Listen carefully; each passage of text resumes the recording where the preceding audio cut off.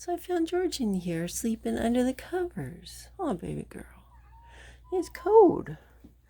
So then I took the boy cat and threw a cover on him. And I guess it's time to finally get up and stretch. It's that cold, huh, Eddie? You need a little covers, right? Yeah. Yeah. Yeah, I'm a good boy. I'm a good boy. Yeah, it's nice having a little comfort, huh? And these are not foo-foo kitties, but look at them. They want, like, layers. Kitties are like such princesses to be on, like, 12 layers. It cracks me up. Smile, Eddy. Smile. Smile. He's so cute. Little tyke. I know, you're beautiful. You're just beautiful, Ed. It's cold, huh? Everybody needs the covers. He has little shorter hairs on his body because he's from India. Well, some weatherman idiot said it was going to snow this morning, and I knew that wasn't the case. Is it cold, Miss George? Huh? I know, it's cold. I know, baby girl.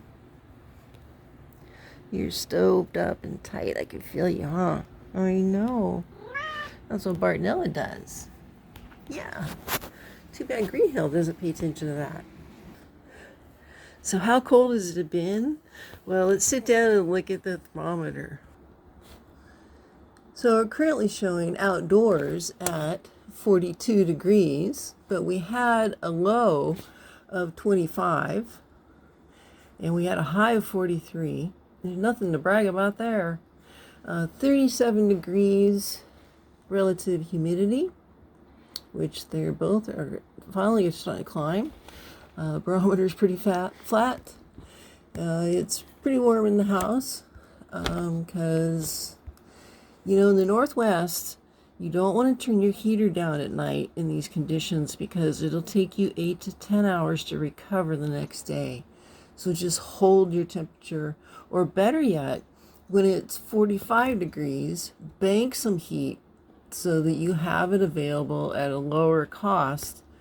And like every evening between 4 and 5 o'clock, I like to just assess, do I want to store some heat? And if I do, because like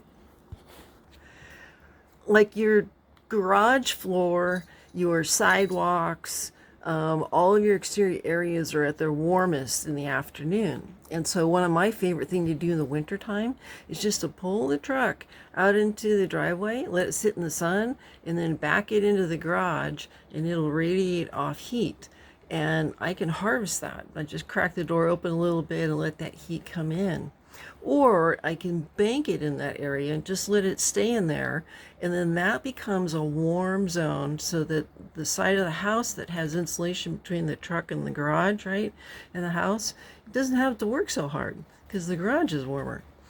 But, if you can bring in heat into your house in the early afternoon and like raise your temperature, and you can do silly things like, so here we go, we have a set of closet doors, not great circulation, but when you're banking heat, you can come in here and crack these open a little bit and let them breathe. And then you're going to get the cold air is going to flood out, and then the warm air has a chance to come in, and then you can close it up after you run the heater. They always come out of hibernation once they hear my voice. It's true. Yeah, there's a little bit of a front moving in because I think we're going to warm up a little bit. But otherwise, it's just a bunch of cold air sitting on us. So I always find that the fan setting needs to be on high. 5 bars all out, okay? And it's afternoon, so we're going to go ahead and push up our temperature here. And then it's not freezing, because you can do this as long as it's not freezing.